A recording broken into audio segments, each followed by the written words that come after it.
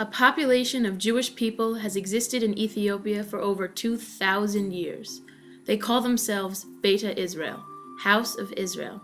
Their Ethiopian and Arab neighbors call them Falasha, meaning exile or stranger.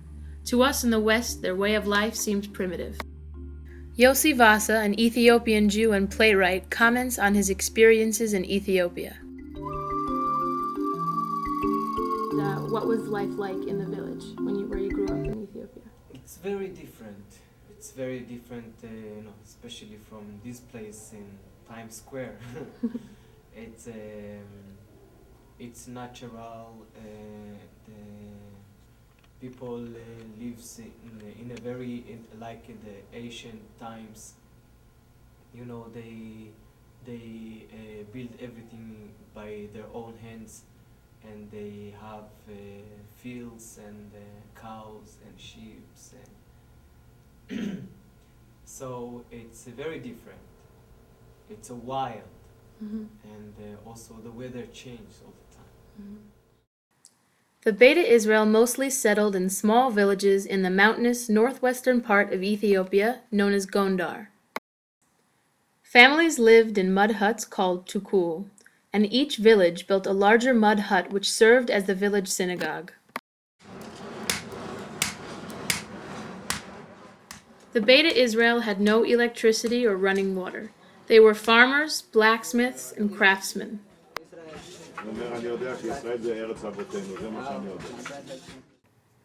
For thousands of years, the Beta Israel were cut off from other Jews and the rest of the outside world. This was a result of their geographical isolation and the often hostile neighboring states. During these years of isolation, intermarriage, and frequent oppression, the Beta Israel were passionately observant Jews. Since their isolation began long before the Talmud was ever written, they practiced a literal form of biblical Judaism, unaffected by rabbinic interpretations. Their religious leaders are called Kesim, but act more like the Kohens, priests of the Bible rather than teachers. They read from a Torah or Orit written in the liturgical language of Gez. In Ethiopia, we call the rabbi Kes. It's just the name of in our language, and the difference is actually that we used to practice as it used to be in the Bible time, and it's different from the other Judaism. Like when women has her period time, she's isolated. There is a place she go there and lives there for that period of time with other women also, and it's a kind of a vacation for them, but it's how it's written in the Bible. Through their lengthy existence, one of the central goals and sacred ambitions of all Beta Israel was to one day return to Jerusalem. The destination of the Beta Israel is clear, but their origin is shrouded in mystery. How did these unique people end up in Africa? There are several theories. One of the chief legends of the Ethiopians, not just the Jews, but the Ethiopians in general, is that their queen, who was the Queen of Sheba, visited King Solomon. Now that's in the Bible. That great visit is a famous Bible story.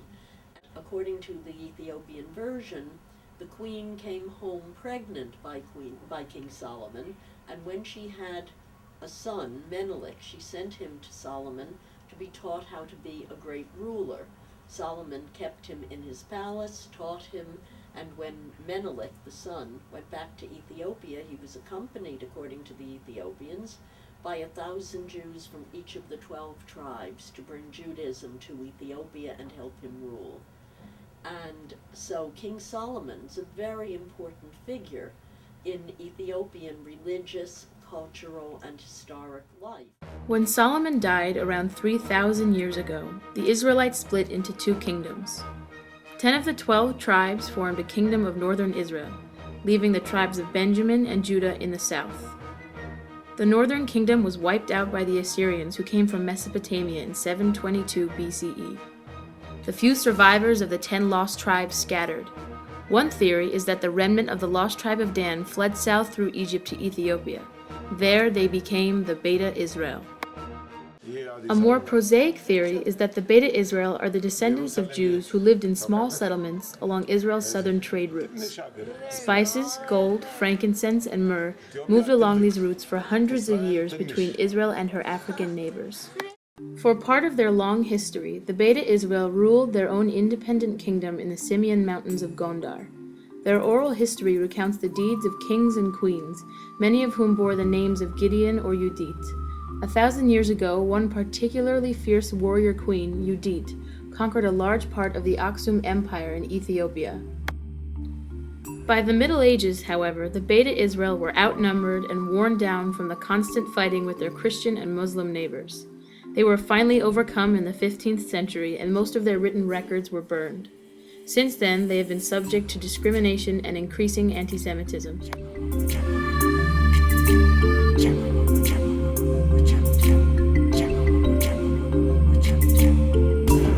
The anti-Semitism showed itself sometimes in raids on Jewish villages. The one that we visited in the Semyons eventually had been raided for slaves and for loot, although the Jews didn't have much. The Jews were believed by the Ethiopians to have magical powers.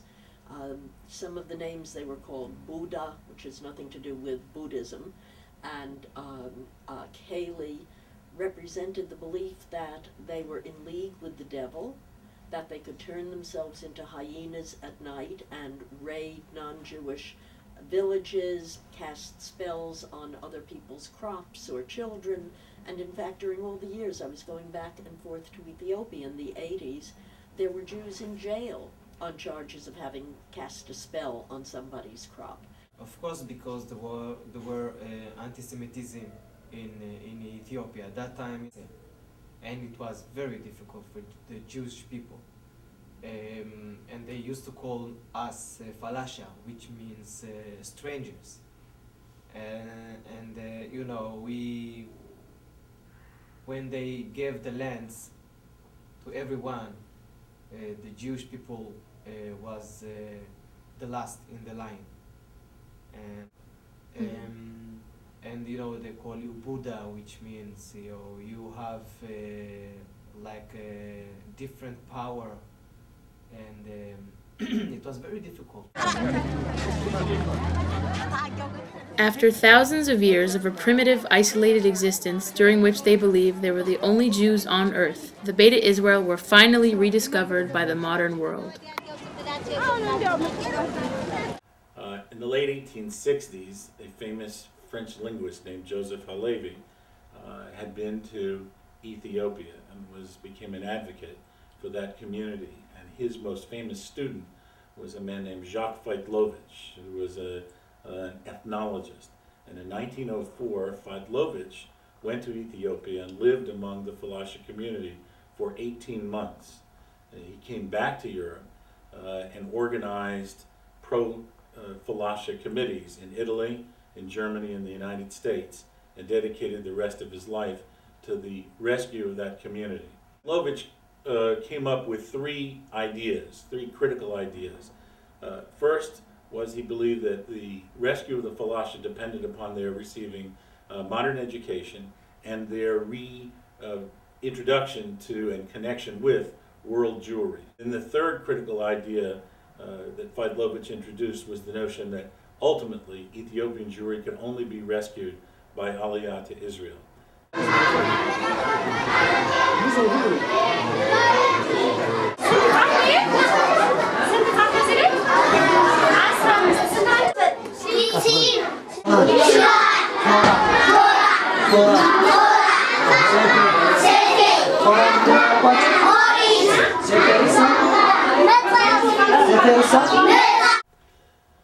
Well, the Jewish Agency and ORT, the Organization for Rehabilitation and Training, inspired by Feitlovich, established schools and training institutes for the Beta Israel in Ethiopia. Ultimately, a group of young, promising Ethiopians was taken to Israel and reared there, trained there, and learned to speak Hebrew. And one of them is my very close friend, Baruch Tegenye. And Baruch was sent back to Ethiopia as an agent of the Israeli Secret Service, the Mossad, and helped to smuggle out of Ethiopia the first Jews who then came to Israel. Conditions continued to worsen for the Jews during the 1970s and came to a head with the Ethiopian Revolution in 1974. There was a coup d'etat, a communist Soviet-backed coup d'etat in Ethiopia. And Emperor Haile Selassie was deposed, and a colonel named Mengistu Mariam became the communist dictator of Ethiopia. After Mengistu took over in 1974, he introduced a system of communist collectivization of villages, and the Jews were dispossessed of their land, and their Christian and some Muslim neighbors were forced together with them. And as a result, they were subject to much more persecution, and the practice of Judaism and the teaching of Hebrew both became crimes. About 2,500 Jews were killed by communist forces, and another 7,000 to 9,000 were made homeless. In these dire circumstances, desperate Falashes began the hazardous escape trekking through the Simeon Mountains to Sudan. Get out of Ethiopia meant risking your life to escape over the border. Sudan has a big, big border with Ethiopia. It is not a well-defended border, though it's a very dangerous one because of the armed bandits and the skirmishes between Ethiopians and Sudanese. But if you could get over that border and get into UN refugee camps there, the Jews were gradually becoming more and more aware that Israelis would try to pick them up and take them out. My name is Yafa Tegenye, the daughter of Baruch Tegenye, who was a political activist and one of the first Ethiopian Jews to come to Israel.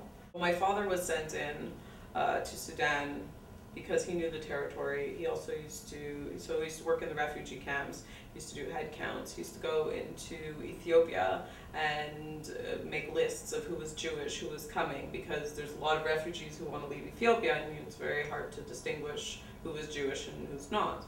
They weren't taking the Ethiopians out at the rate that they should have been, I believe, in the 70s, and what they could have gotten. Also, geopolitically, it was very complicated because again, Sudan is a Muslim country and is officially an enemy of Israel and can't be seen to be helping Israel.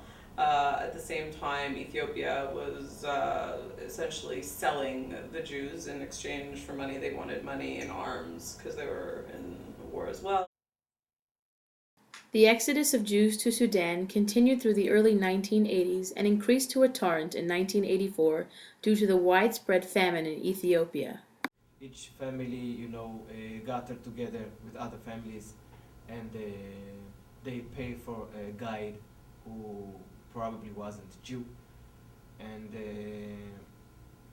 he took us from the villages in Ethiopia to Sudan by foot, and it wasn't allowed us to do that by the Ethiopian government, and it was also there was a revolution time in Ethiopia, and we had to walk during the night and hide also from robbers and from soldiers during the day, and it was very difficult.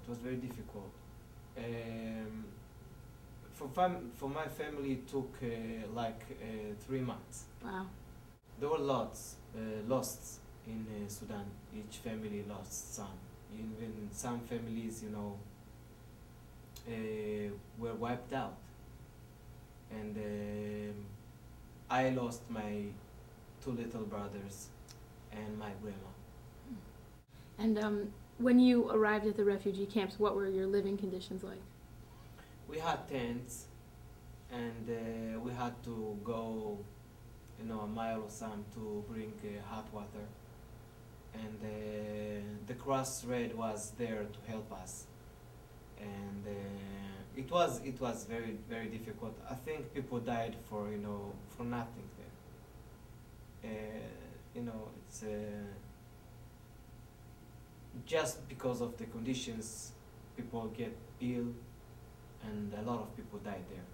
Summer of 1984, a great many of the Jews were dying in the refugee camps in Sudan.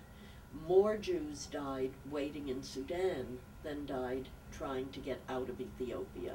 Altogether, we figure about 4,000 Jews died. Sometimes entire families that had started out as 11 people, 14 people, 1 or 2 would arrive alive in Israel. Babies died and were buried under the dirt, under the tent or the hut that the Jews were living in, because they were afraid to be seen doing a Jewish funeral in Sudan.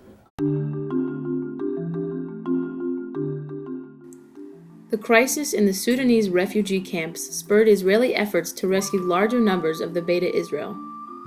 The Israelis were finally able to enlist the cooperation of the CIA and the United States Embassy in Khartoum. There is speculation that Sudan was bribed with money and arms to allow the Beta Israel to leave. Starting in November of 1984, 35 flights were chartered within 6 weeks to Sudan, rescuing a total of 8,000 Beta Israel Jews and bringing them to Israel. The cover was blown, however, after a media leak, and the operation was terminated early due to Arab nation pressures on Sudan. The early end to Operation Moses left hundreds of Jews behind. They were rescued several months later in a mission led by the CIA. To go in and bring out what we thought were another 2,000 who had been left behind by Operation Moses. They only found about 800, though. Once that was over, Sudan was no longer a possible rescue exit for the Jews. But what about the Jews in Ethiopia? There were thousands and thousands of Jews left behind by Operation Moses. The need for a massive rescue was tremendous.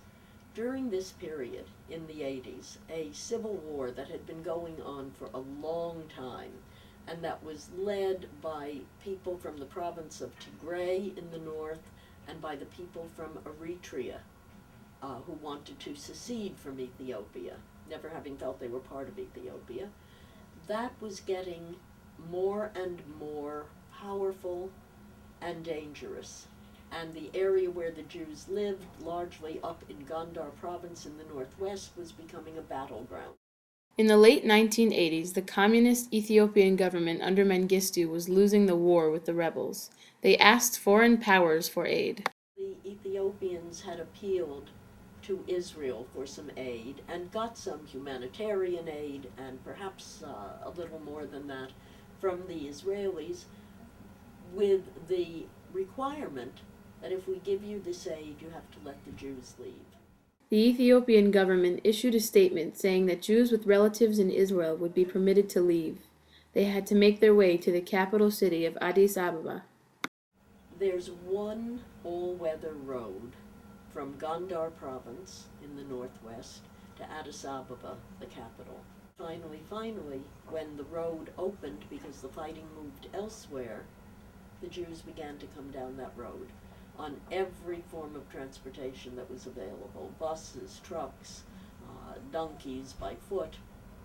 They came down, and 22,000 of them arrived in Addis Ababa. Was an exodus of exhausted, sick, emaciated, dehydrated people without a penny to their name, nowhere to go. The Jews in Addis Ababa were dying in large numbers. Finally, the Israelis made a deal with Mengistu. Planes could fly into Addis Ababa to remove Jews.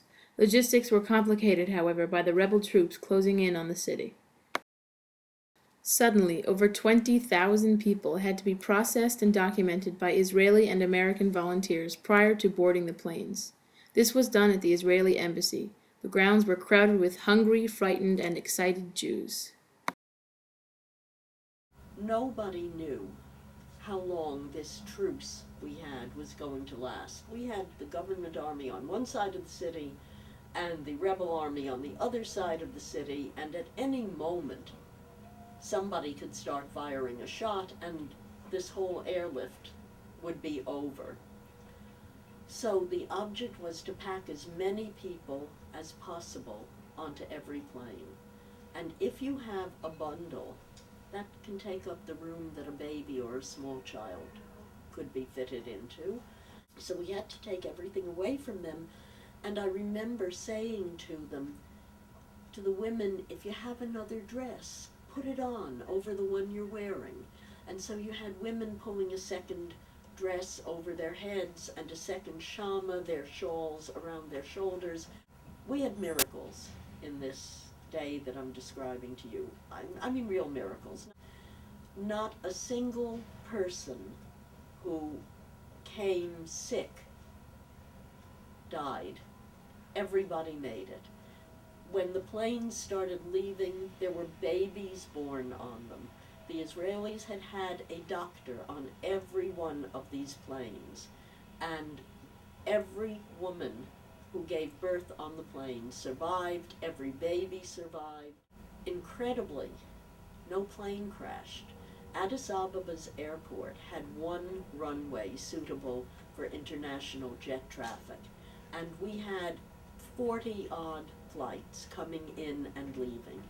And when they came in, they landed, they didn't turn off their motors, they opened their doors, and the people were loaded onto them, packed into them, and they took off immediately, and after they discharged their loads in Israel, they turned around and came back again. So you had planes landing, you had planes leaving on this tiny airport constantly for 36 hours. Amazing, amazing. Every flight managed. The miracle of Operation Solomon took place for 36 straight hours on May 24th and 25th of 1991. 14,324 Ethiopian Jews were airlifted from Addis Ababa to a new home in Israel. The moment the planes landed, the entire country was in a state of rejoicing.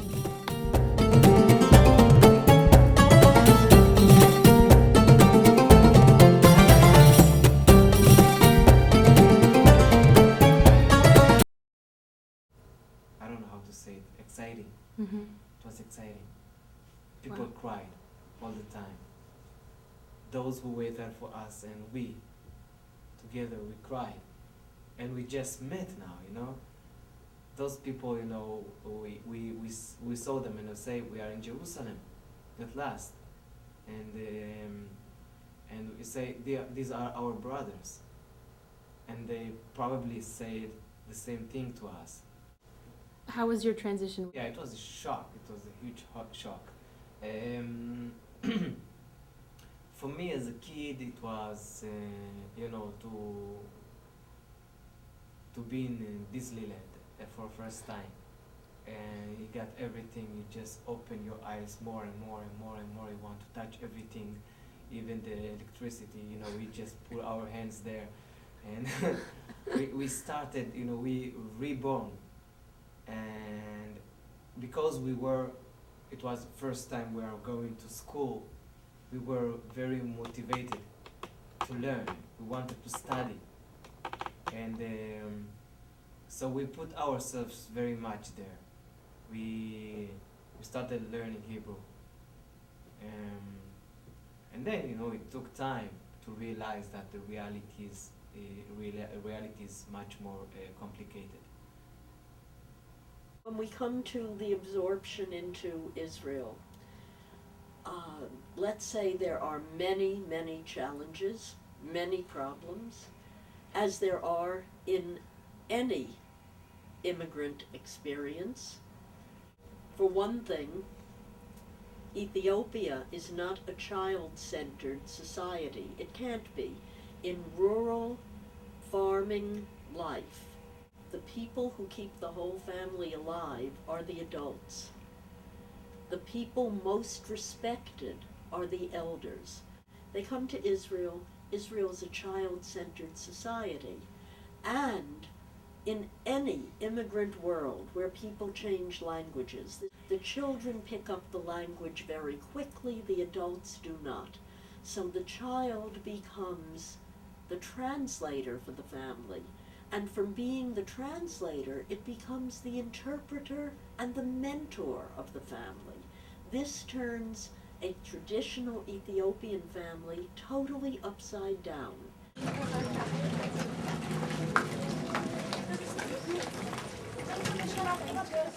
The problem of absorption into Israel is not the only issue facing the Beta Israel.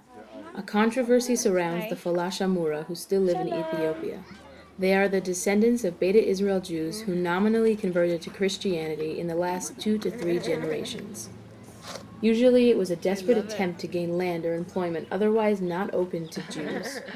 The Beta Israel were officially recognized as Jews by the chief rabbis of Israel in 1972, but the status of the Falash Amura is still unclear. Israel is currently debating whether the Falash Amura have right of return to Israel.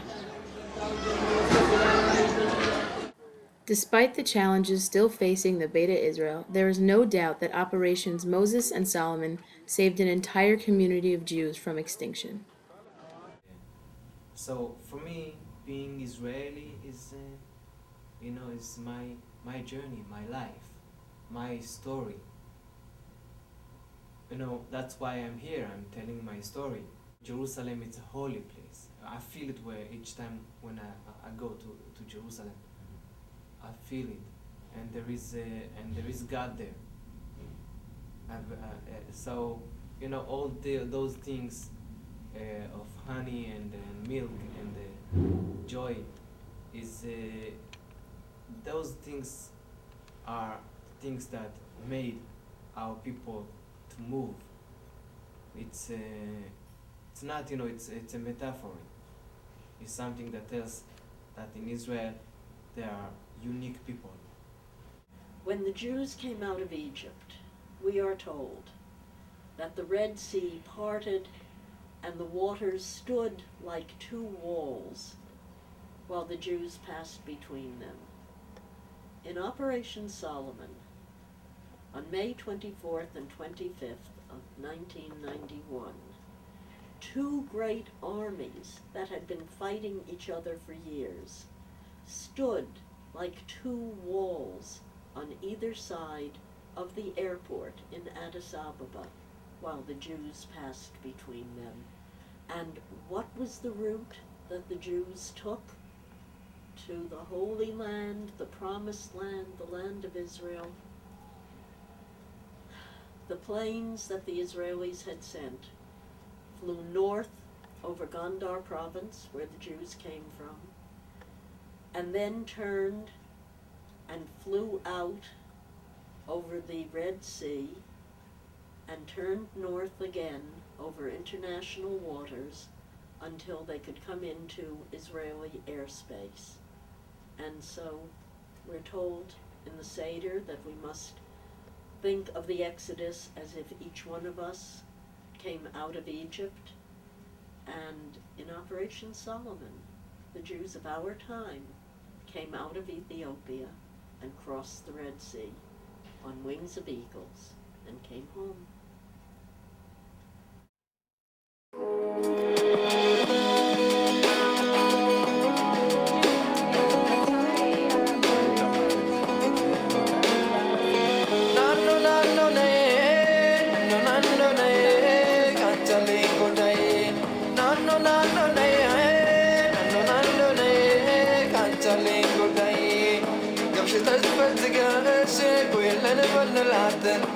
شبالنا قر لجي يمتامر صوناتا صام لجين يملجي تقابو يلونال يتسكلون من يورد لنال نانو نانو نيه نانو نانو نيه كانتالي قداي نانو نانو نيه نانو نانو نيه كانتالي قداي خوي يلاي بشوفك يخسو شوف أو بيناي לא גמור לא עוזב המגע בידייך שיבוא ויעיר למשמע כל צחוקך ננו ננו ננו ננו ננו קנטלי גודאי